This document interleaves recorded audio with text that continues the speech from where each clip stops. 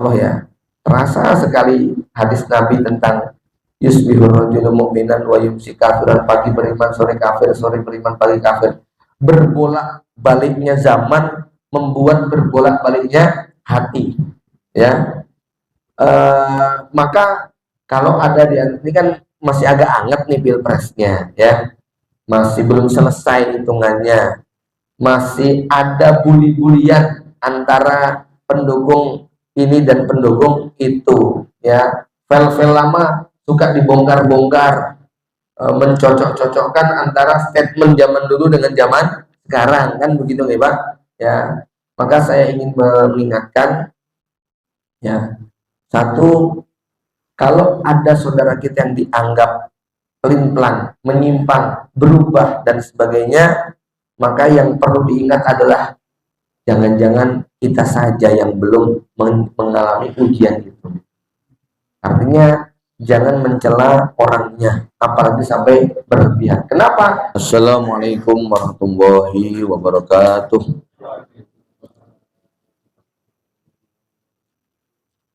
Innal hamdalillah nahmaduhu wa nasta'inuhu wa nastahdihi wa natubu ilaih. Wa na'udzu billahi min syururi anfusina wa sayyiati a'malina. May yahdihillahu fahuwal muhtadi wa may yudlil falan tajida lahu waliyyan mursyida. Asyhadu an la ilaha illallah wahdahu la syarikalah. Asyhadu anna Muhammadan abduhu wa rasuluhu la nabiyya wa la rasula ba'dah. Allahumma sholli ala Muhammadin wa ala ali Muhammad kama shallaita ala Ibrahim wa ala ali Ibrahim innaka Hamidum Majid.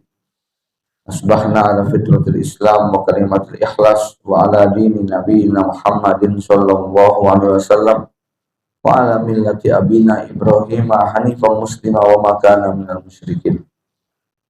Raditu billahi rabba wa bil islami dina wa bi Muhammadin nabiyya rasulah. Allahumma inna nas'aluka ilman nafi'a wa rizqan thayyiba wa amalan mutaqabbala. Allahumma taqabbal minna innaka antas samiul alim wa tub alaina innaka antat tawwabur rahim. Amma ba'du. Bapak Ibu jamaah salat subuh yang berbahagia, alhamdulillah kita bersyukur pada Allah di kesempatan pagi yang berkah ini.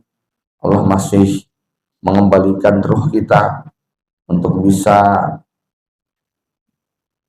menjalani tugas dan peran dalam kehidupan ini, menunaikan kewajiban-kewajiban kita, sehingga pagi ini kita dikumpulkan di tempat ini. Mudah-mudahan Allah berikan banyak rahmat dan kebaikan kepada kita semuanya. Salawat dan salam semoga terlimpahkan pada baginda Nabi Muhammad SAW, juga pada keluarga, kerabat, para sahabat, dan orang-orang yang setia meniti jejaknya sampai kiamat. Semoga kita termasuk di antara umatnya yang mendapatkan syafaatnya di yaumul hisab. Alhamdulillah, doakan terus, dukung supaya Masjid Nur Merah ini Allah berikan kemudahan untuk proses penyelesaian seluruh mimpinya, ya, baik mimpi-mimpi yang bersifat fisik maupun mimpi-mimpi yang bersifat non fisik. Mudah-mudahan Allah menyaksikan apa yang kita lakukan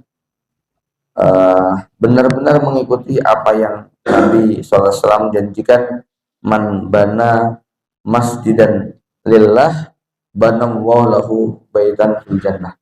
Siapa yang terlibat untuk membantu membangun rumah Allah di muka bumi ini, maka semata-mata karena Allah, maka Allah nanti akan membangunkan baginya sebuah rumah di jannah. Jemaah rahimakumullah, di kesempatan pagi ini seperti tema yang sudah kita sebar di flyer, kita akan berbincang wasiat Nabi SAW kepada umat akhir zaman.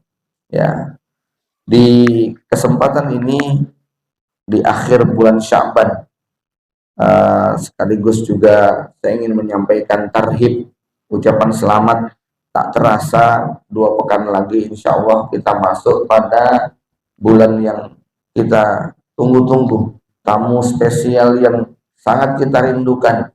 Maka kalau Ramadan ini diumpamakan seperti lautan, setiap orang akan membawa rezeki air ini sesuai dengan wadah yang kita punya.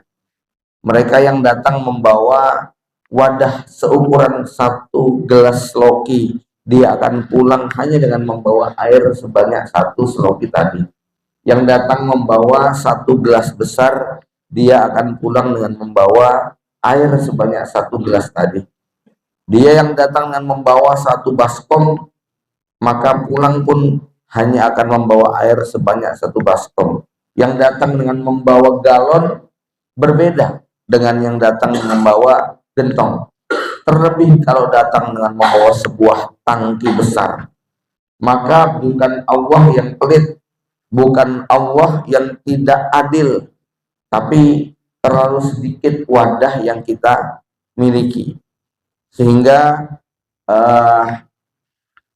menjadi kewajiban bagi kita adalah untuk memperbesar wadah ini, sehingga kita pulang meninggalkan lautan Ramadan ini dengan membawa air sebanyak wadah yang kita punya.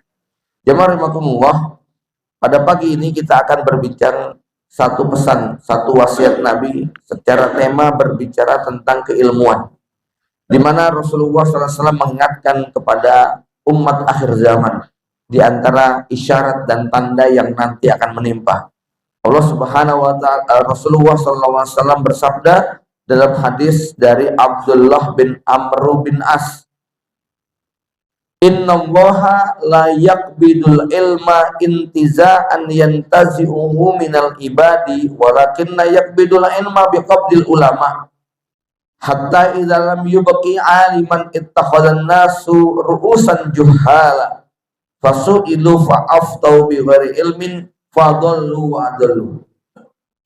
Sesungguhnya Allah Subhanahu wa taala tidaklah mencabut ilmu sekaligus dari hambanya. Allah tidak mencabut ilmu pada manusia dengan cara tiba-tiba otaknya dibuat blank, memorinya tiba-tiba hilang. Ya, walaupun fakta di lapangan ada orang-orang yang diuji Allah dengan kejadian peristiwa yang semacam itu. Ya, saya punya kawan yang istri beliau kecelakaan di kamar mandi, ngeletak pingsan, kemudian dioperasi. Setelah kemudian tersadarkan, kalimat yang tersisa dari mulutnya cuma 3 aja.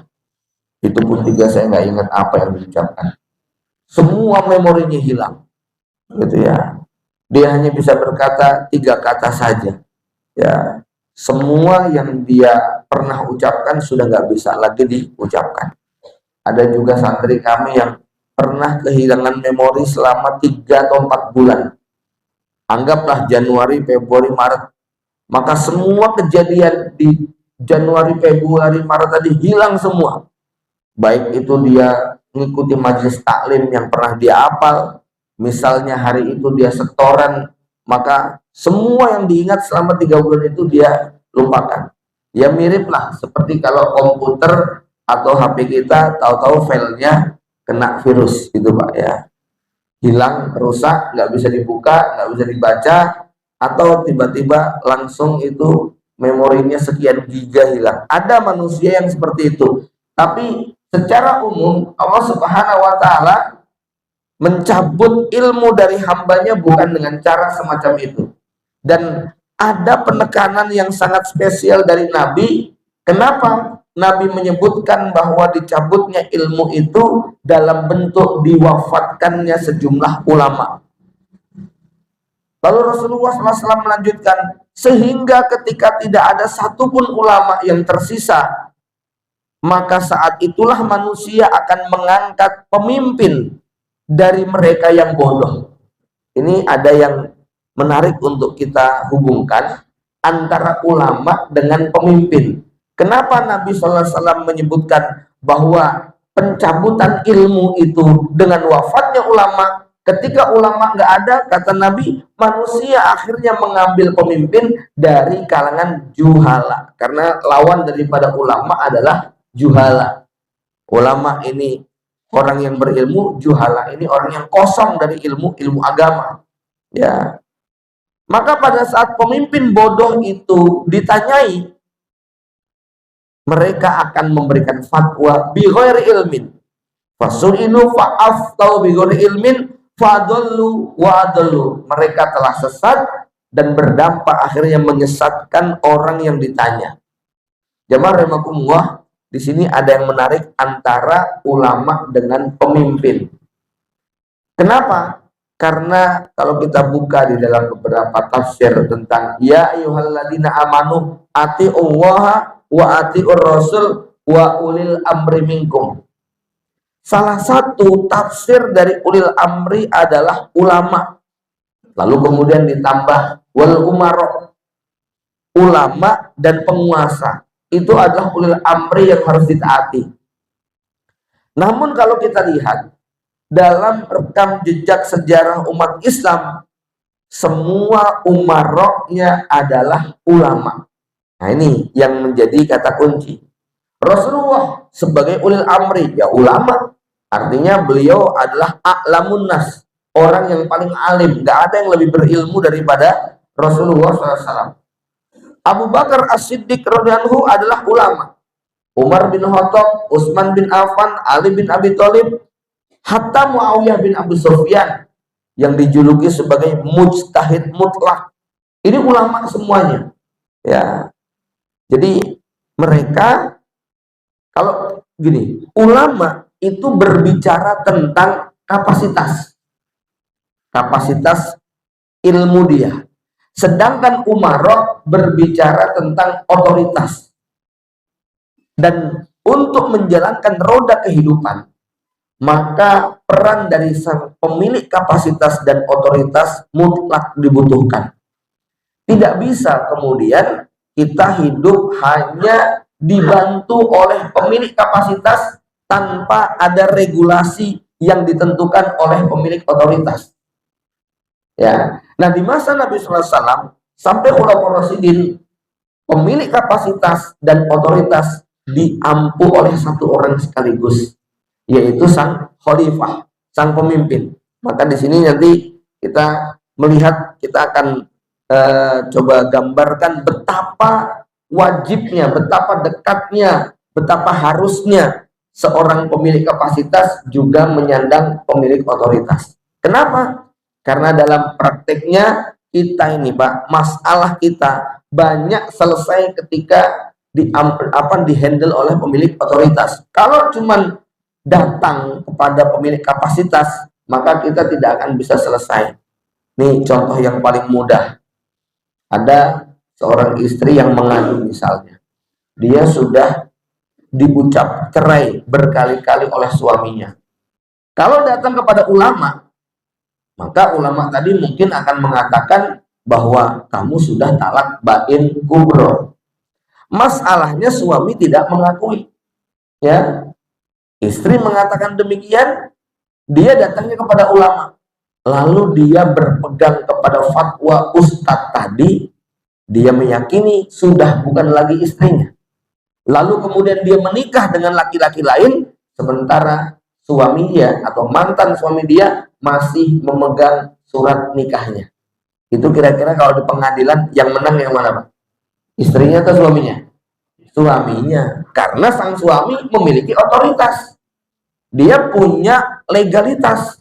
Sementara sang istri hanya bertanya kepada ustadz yang punya kapasitas. Gitu. Ya. Maka tetap akan kalah. Inilah praktek dalam kehidupan manusia di zaman sahabat, di mana mereka datang kepada para ulama yang sekaligus juga pemilik otoritas. Mau menetapkan apa saja legal semua. Maka kita dalam beramal ini perlu panduan dua hal ini.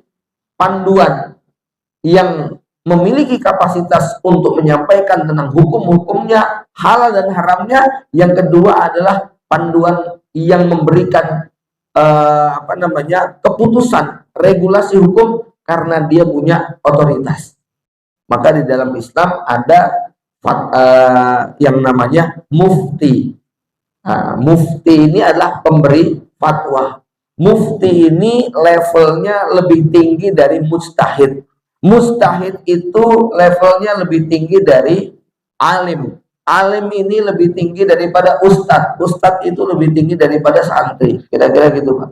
Ya, jadi kalau hari ini ada tolabul ilmi kok berfatwa, ini ya lompatnya kejauhan gitu. Ya, urutannya itu mufti, mujtahid, ulama, ustadz lah ya, baru kemudian tolabul ilmi.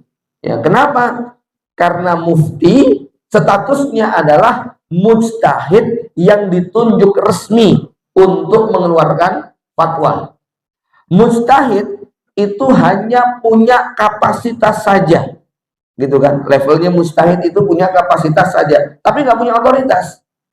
Ya, nah kalau dia ulama yang juga mujtahid, yang juga adalah mufti, berarti dia memiliki semuanya. Sehingga ketika seorang mufti mengatakan dia telah kafir dengan perbuatannya, maka saat itu semua instrumen yang difungsikan untuk menjalankan fatwa tadi akan dikerahkan.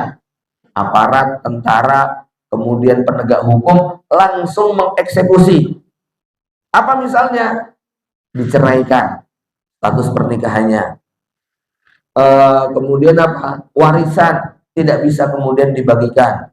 Ketika meninggal dunia nggak bisa dikuburkan ke pemakaman kaum muslimin, dan seterusnya. Semua konsekuensi hukum yang timbul akibat daripada keluarnya fatwa tadi harus dijalani.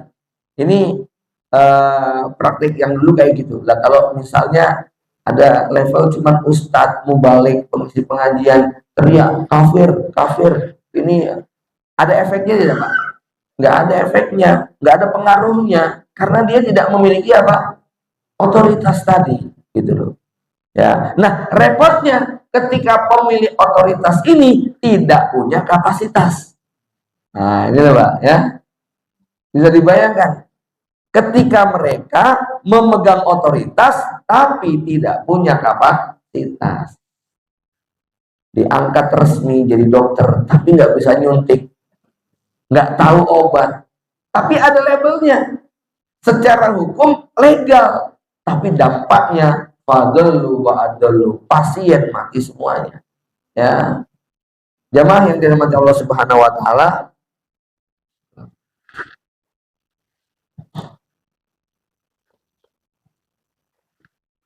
kalau kita lihat di dalam sejarahnya juga tidak ada persoalan apapun yang dihadapi oleh kaum muslimin kecuali nanyanya kepada ulama.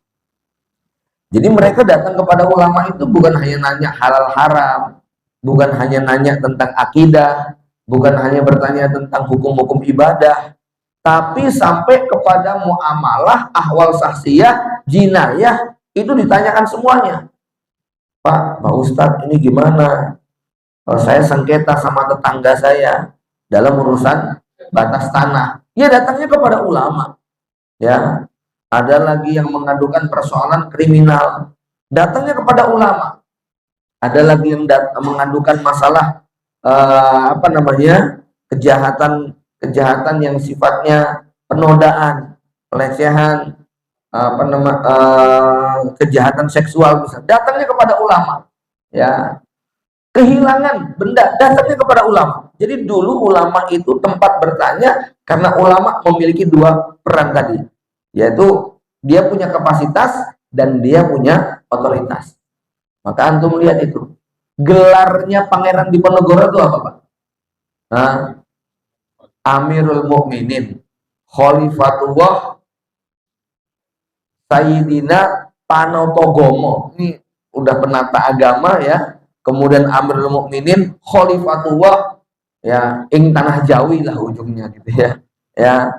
Jadi punya problem apa saja datangnya ke Pangeran Diponegoro. Batas tanahnya diserobot, datangnya ke Ponorogo. Istrinya diambil orang, datangnya ke Ponorogo. Kemudian ada masalah-masalah yang sifatnya hukum-hukum fikih, dia datangnya kepada Pangeran Diponegoro. Karena memang fungsi dan peran Pangeran Diponegoro ini adalah ulama dan umarok sekaligus.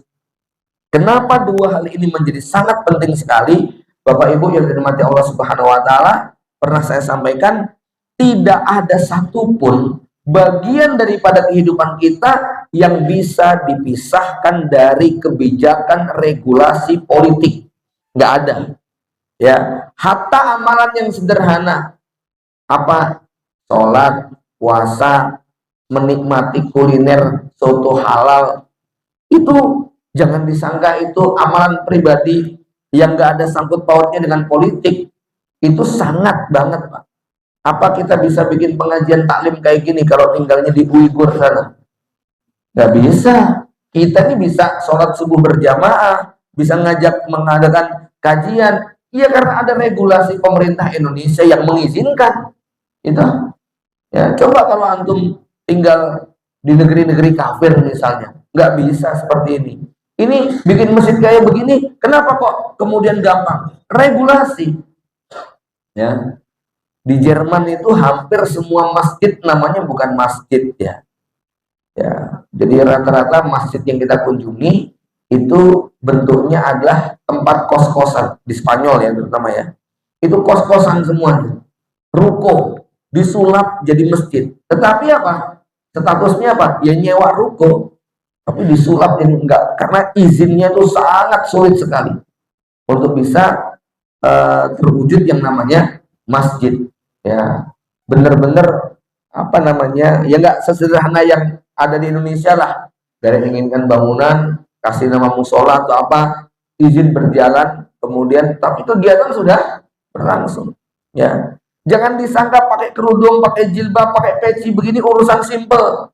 Yang penting bisa beli, enggak Pak. Itu ada regulasi politiknya. Ya, nggak mudah kan Anda berkerudung kalau tinggal di negeri Xinjiang sana misalnya. Ya, kita bisa baca Quran baik lewat mushaf maupun lewat HP. Jangan disangka itu kemudian perbuatan sederhana. Itu sangat erat dengan kebijakan politik. Ya, ketahuan baca Quran di HP kalau di Cina, di Uighur ya, ya kena pasal itu. Ya, menyambut Ramadan juga demikian. Ya, itu semua sangat erat dengan kebijakan politik. Sehingga peran pemilik kapasitas dan pemilik otoritas ini dua hal yang tidak bisa dipisahkan. Jamaah rahimakumullah. Nah, masalahnya Rasul menyebutkan bahwa di akhir zaman para ulama ini akan diwafatkan. Ya, ini memiliki dua makna paling tidak. Satu, ulama secara personal itu diwafatkan. Ulama secara personal, banyak ustadz-ustadz yang meninggal, alim-alim meninggal. Tapi kalau kita lihat pada urutan hadis ini, maka apa? Ulama yang memiliki kapasitas sekaligus otoritas sudah nggak ada. Ya, ulama yang punya kapasitas dan otoritas itu sudah dicabut secara massal. Ya, maksudnya secara massal itu karena sistem telah berubah. Jadi gambarannya begini. Di zaman Khulafaur Rasyidin tadi saya katakan, para pemimpin, para penguasa, para khalifah itu ulama semuanya.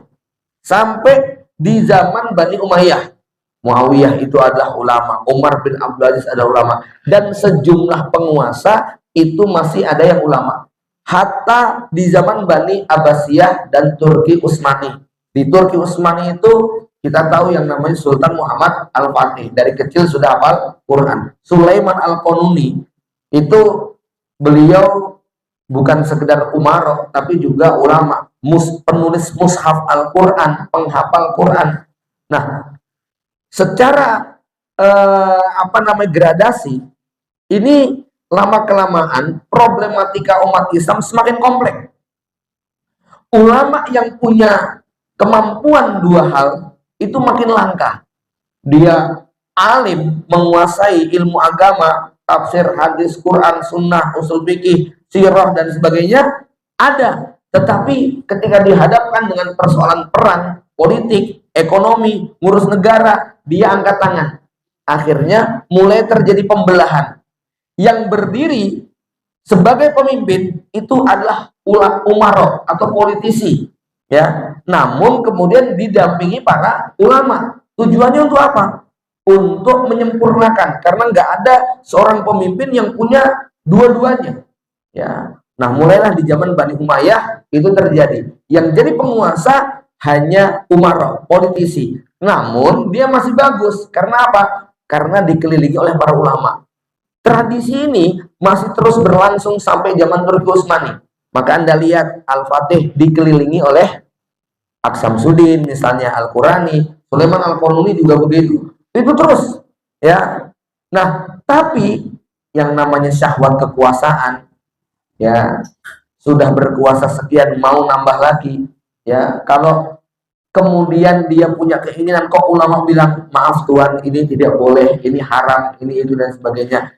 Apa yang terjadi pada bangsa Yahudi terjadi pada umat Islam. Kalau dulu Raja Herodes saat mau menikahi anak tirinya, minta fatwa kepada para nabi dan rasul, Nabi Yahya menolak, Nabi Zakaria menolak. Akhirnya kemudian para nabi ini dibunuh. Nanya pada ulama, minta fatwa. Ulama ini takut, imannya nggak seperti nabi dan rasul. Akhirnya dia ngarang fatwa, lalu membolehkan pernikahan dengan anak tiri sendiri. Ya, sehingga kemudian fungsi ulama yang tadinya itu adalah mengawal umara mulai berubah. Makin kesini ulama-ulama yang tegak lurus mengingatkan umara disingkirkan. Ini prosesnya begitu ya Pak, ya, disingkirkan.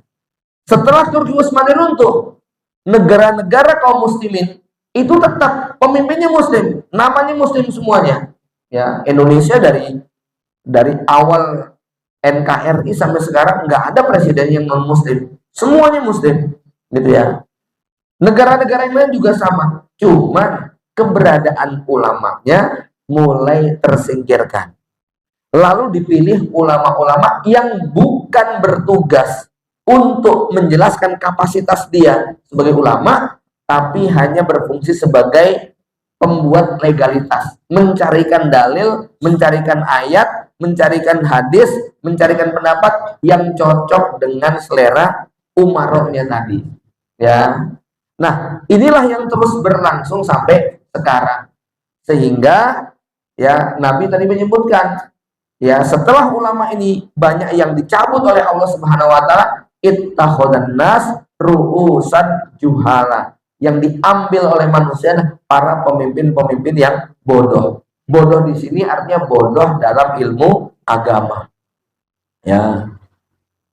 Dari level yang bodoh parah, ya, bodoh standar ya. Artinya bodoh standar itu nggak bisa menafsirkan Al-Quran.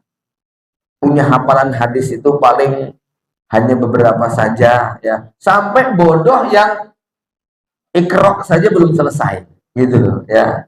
Itu nggak sedikit, ya. Ruusan di sini levelnya juga berjenjang, dari jenjang presiden tertinggi sampai level RT RW.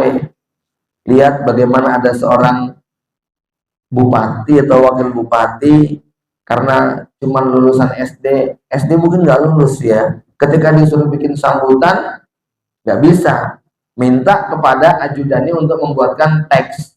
Modalnya hanya membaca ini Budi, ini Ibu Budi.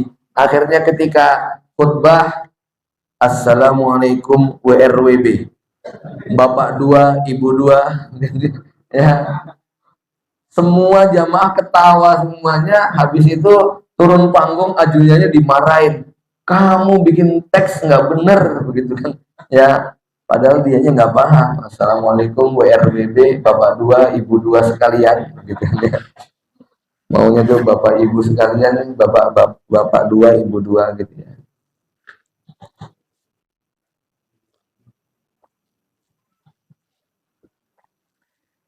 Jamaah yang dirahmati Allah Subhanahu Wa Taala, maka yang terjadi adalah fadallu wa adallu.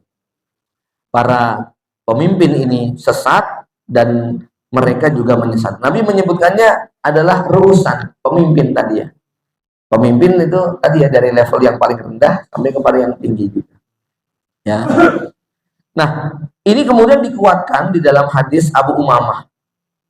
Ya Yuhannas, hudu minal ilmi qabla ayyuk badal ilm. Wahai manusia, tuntutlah ilmu sebelum ilmu itu dicabut dan diangkat. Maka tiba-tiba ada seorang badui yang mengatakan, dia mengangkat kepalanya, kemudian berkata kepada Rasulullah, ya Rasulullah, ya Nabi Allah, kaifa yurfa'ul ilmu minna wa baina adhurina al-masahif. Wahai Rasulullah, bagaimana ilmu bisa diangkat sementara kita masih punya catatan, lembaran-lembaran buku itu masih kita pegang. Waqad ta'allamna, kita juga belajar, kita juga ajarkan. Wa alamna nisa'ana, istri kami, anak-anak kami, bahkan budak-budak pembantu kami pun kami ajarkan. Maka Rasulullah SAW kemudian mengangkat kepalanya. Waqad allat wajhahu humratan, ada kayak marah gitu, wajahnya memerah, minal ghadab. Faqala sakilatka ummuka, celaka ibu kamu, nyesel ibu kamu punya anak kayak kamu kok nanya begini. Itu orang Arab biasanya kalau mau menghardik orang kayak gitu, Pak. Sakilatka ummuka. Jadi kalau ada orang kelihatan bodohnya, kelihatan nggak bermutunya, ya, itu orang Arab suka menggunakan kata-kata sakilatka ummuka. Wah, ibu kamu nyesel punya anak kayak kamu nih, ya. Nah, tapi itu bukan hinaan, Pak. Itu kalimat lumrah kalau orang-orang Arab ngomong seperti itu, ya. Jangan berarti wah Rasulullah ngebully sahabat, ya. Bukan. Itu kalimat normatif pada masa itu, ya. Sakilat ka ummuka. Hadhil Yahud wan Nasr. Lihat, Mas. Orang Yahudi dan Nasrani, kata Rasulullah. Baina adhurimul masahib. Mereka masih megang mushaf. Di tangan-tangan mereka masih ada catatan. Lam yusbihu yata'allaqu biharfin mimma ja'atuhum bi anbiya'uhum. Namun demikian enggak ada satu huruf pun yang nyantel pada hati mereka, ya. Ala wa inna min dhahabil ilmi ayyadhaba hamalatuhu. Ketahuilah bahwa hilangnya ilmu adalah ketika sang pemilik otoritasnya telah dicabut oleh Allah Subhanahu wa taala.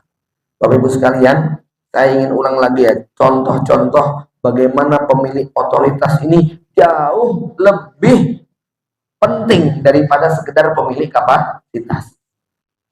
Ya, cerita yang populer lah. Santri, ustadz, ulama, masyarakat demo untuk menutup yang namanya Alexis. Ada hasilnya nggak? Kasih fatwa 1000 dalil, nggak mempan semua. Nah, pemilik otoritas datang, cukup dengan selembar kertas dan tanda tangan, ya. Karena dia punya otoritas, maka apa? Langsung besoknya Alexis tutup. Ini dahsyatnya pemilik otoritas, ya. Ulama, ustadz, semuanya ceramah mengingatkan ibu-ibu, anaknya diajarin ngaji, ya. Ibu-ibu juga berangkat ke majelis taklim, diingatkan jangan sampai terkena miras, jangan sampai terlibat pergaulan bebas. Itu ceramah di ribuan masjid.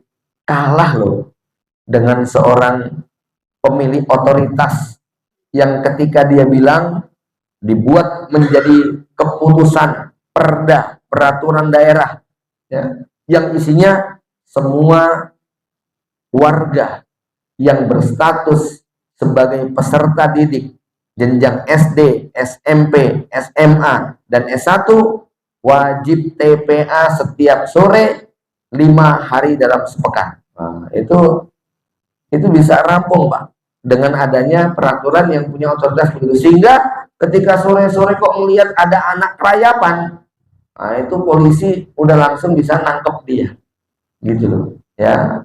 Sama sebagaimana pemilik otoritas menetapkan semua yang masuk ke jalur tol harus yang roda 4.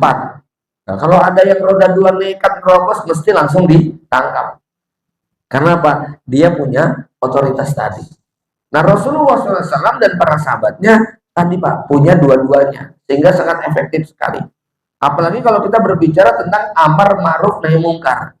Kita ini disebut sebagai umat terbaik bukan karena kita sholat, bukan karena kita puasa, bukan karena kita punya hafalan Quran. Tapi apa? Kuntum khairu ummatin ukhrijat linnas ta'muruna bil ma'ruf wa tanhauna 'anil munkar. Persoalannya, untuk bisa melaksanakan amar ma'ruf nahi mungkar nggak cukup hanya yang punya kapasitas. Ustadz, antum itu kan ilmu antum sudah tinggi, itu diingatkan itu yang mabok-mabok, yang pacaran, yang berzina, yang judi dan sebagainya. Antum sebagai ustadz akan dimintai pertanggungjawaban. Masalahnya cuma ustadz, tidak punya otoritas, gitu loh. Coba kalau yang ada yang lagi main judi, yang lagi mabok, yang datang nggak usah ulama yang punya kapasitas ilmu hafalan dan sebagainya, tapi pemilik otoritas. Sebutlah yang datang Kapolda, nggak usah pakai dalil, nggak usah bawa senjata. Tapi kalau yang datang geruduk jamaah Masjid Nur Merah itu 100 orang bawa bambu, bawa pentungan untuk membubarkan preman-preman yang mabuk, mah tawuran dirinya. Ya, tapi kalau yang datang seorang Kapolda pakai seragam, gambar bintangnya ada sekian, ya, cukup menunjukkan kartu saya Kapolda. Hitungan 5 bubar. Bubar nggak kira-kira, Pak? Bubar, gitu loh. Itu efektifnya pemilih otoritas. Nggak usah pakai debat, nggak usah pakai dalil gitu ya. Begitu pemilih otoritas itu datang, selesai. Dulu ada sahabat namanya Utsman bin Affan, kalau nggak salah. Itu dia keliling ke masjid-masjid, ya. Datang itu para pemuda-pemuda. Siapa yang nggak sholat berjamaah, saya penggal kepalanya. Gitu loh. Nah karena yang ngomong itu Umaro, ya takut semua. Coba yang ngomong ustadz kayak gitu keliling kampung, dianya yang kena, gitu, ya. Dianya yang kena pasal begitu kan, ya, melakukan kekerasan verbal dan sebagainya. Tapi kalau yang ngomong Umaro, gitu kan, ya. Nah, disinilah kalau kita lihat tentang makna ulil amri di situ adalah ulama yang berstatus sebagai umaro atau umaro yang memiliki kapasitas ulama. Ya, ketika dua-duanya ini klik, ya, maka yang terjadi adalah hukum bisa ditegakkan. Nah, terus bagaimana sikap kita di zaman yang ulama pemilih otoritas nggak ada? Kita juga nggak boleh tidak memijak bumi, Pak. Ya, karena kan nggak sedikit nih setelah kita ngaji begini, lalu kemudian yang muncul adalah mimpi, ekspektasi yang tinggi, lupa dengan realita. Kita sadar pemimpin-pemimpin kita banyak yang tidak memiliki kapasitas ilmu agama. Terus bagaimana? Harus ada kolaborasi. Sama seperti sadarnya kita untuk nggak bisa menjadi umaro, kan begitu tuh. Ya, kok berpikir mau jadi wali kota, ya, ini kayaknya wajah-wajah ketua RT saja nggak ada, jangan-jangan, ya, kok mau mencalonkan jadi wali kota, ketua RW aja ada di sini, Pak, ketua RW, gitu ya, ya, apalagi mau naik lurah, naik camat, naik yang lebih tinggi lagi, ini kan harus punya jejak yang baik begitu, sampai kemudian kita bisa terpilih menjadi begitu, ya, maka mari kolaborasi ini harus, jadi gini, semangatnya jangan semangat memusuhi, tapi semangatnya adalah mendekati, mendakwahi, dan meminimalisir madorot yang bisa timbul ketika mereka makin jauh dari ilmu agama. Sebuah sebuah nikmat, ya, kalau mereka jangan terlalu skeptis meneliti niat, jangan-jangan cuma mau cari muka pas pilihan aja dia ke masjid, ya itu urusan niat dia lah. Tapi tugas kita, ya, itu adalah bagaimana mereka yang sudah ditakdirkan Allah menjadi calon umaro atau umaro beneran, mereka agak didekatkan dengan ahlul ilmi, ya, sehingga ya mereka paling tidak sadar untuk tidak mudah berfatwa, Kalau mereka mau mengeluarkan fatwa, nanya dulu sama ulamanya, kira-kira begitu, ya. Karena kadang-kadang yang terjadi itu adalah kepedean, begitu ya. Nggak punya kapasitas, hanya gara-gara ya dia punya otoritas langsung khutbah Jumat misalnya. Ya, ini kan tidak tepat, ya. Jamaah yang dirahmati Allah, nasihat Nabi berikutnya adalah, ya, ini ada hubungannya juga. La taqumu sa'ah, kiamat tidak akan terjadi hatta ya'khudallahu syaritotahu, sehingga Allah mengambil orang-orang terbaiknya dari penduduk bumi. Ya, ulama ini adalah orang terbaik karena Allah berfirman, innama yakhsyallaha min ibadihi al ulama. Hamba Allah yang paling takut kepada Allah, yang paling tinggi derajatnya, karena takwa itu intinya ada pada rasa khusyah, kan gitu. Itu adalah al ulama. Ya, innama yakhsyallaha min ibadil ulama. Maka apa? Ulama-ulama ini akan dicabut oleh Allah Subhanahu wa taala, sehingga yang tersisa faya fiha ujajah. Yang tersisa tinggal yang jelek-jelek saja. Ya, la ya'rifuna ma'rufan, tidak mengetahui perkara-perkara yang ma'ruf, wala yungkiruna mungkaron, dan mereka tidak mampu untuk mengingkari kemungkaran. Jemaah rahimakumullah, kalau secara personal kita bisa katakan, kalau secara global kan tadi kita bisa ceritakan sejarahnya bagaimana dicabutnya otoritas para ulama sehingga mereka apa namanya, yang hari ini terjadi sebagaimana gambaran-gambaran yang di layar kaca. Bapak Ibu kalau lihat perang ulama di layar kaca itu biasanya ya kalau main film jadi apa? Satu jadi mudin, ya. Dua, kalau ada warga yang sakit dimintai air rupiah jampi, ya. Tiga, kalau ada pocong supaya bacain ayat kursi. Udah selesai itu Pak, muter-muternya di situ. Pengkerdilan dan apa namanya istilahnya ya. Ya, pokoknya membatasi peran ulama melalui media. Fungsinya hanya sebatas itu. Padahal tadi kita katakan problematika apapun yang dihadapi masyarakat datangnya adalah kepada para ulama. Nah, di akhir zaman ini secara masif, secara global Allah cabut peran ulama sehingga mereka nggak bisa menjadi pemimpin, ya. Tapi secara personal kita juga menyaksikan bahwa satu persatu orang-orang terbaik, para ustadz kita, ulama kita dicabut oleh Allah Subhanahu wa taala. Mereka meninggal dunia dengan berbagai macam sebab, baik itu karena sakit, karena kecelakaan, atau karena konspirasi. Kita nggak mengetahui, ya. Nah, sehingga yang tersisa itu tinggal yang buruk-buruk aja. Maka kalau makna terakhir yang kita ambil ini, kita muhasabah. Jangan-jangan kita ini termasuk yang jelek-jelek sehingga masih dikasih umur panjang. Mohon maaf Bapak Ibu, pernah nggak kita merenung kenapa ya orang yang jelek-jelek ini, yang trouble-trouble ini, yang error ini, yang biang masalah, biang keladi persoalan, kok umurnya panjang-panjang? Kita udah dengar dia opnam di ruang ICU, kok sembuh lagi gitu ya. Gitu ya. Kita udah doanya serius begitu ya. Udah dari yang sumpah serapah sampai yang doa halus gitu Pak ya. Kok balik lagi ngurusi lagi begitu loh ya. Perasaan kemarin sudah di ruang ICU sudah mau koma, kok komanya masih lanjut begitu ya. Harapan kita titik begitu kan ya. Loh kok masih panjang lagi umurnya ya. Ini ada yang tergelitik nggak Pak kayak gitu Pak ya. Ya memang hadisnya begitu, yang Allah sisakan yang jelek begitu loh ya. Ujajah kata ya, kata Rasulullah ya. Nah, tapi Bapak Ibu sekalian ya, jangan over juga. Maksudnya jangan over itu begini. Jangan over sampai lupa dengan diri kita. Ya. Masya Allah ya. Terasa sekali hadis Nabi tentang yusbihur rajulu mu'minan wa yumsi kafiran, pagi beriman sore kafir, sore beriman pagi kafir. Berbolak baliknya zaman membuat berbolak baliknya hati ya.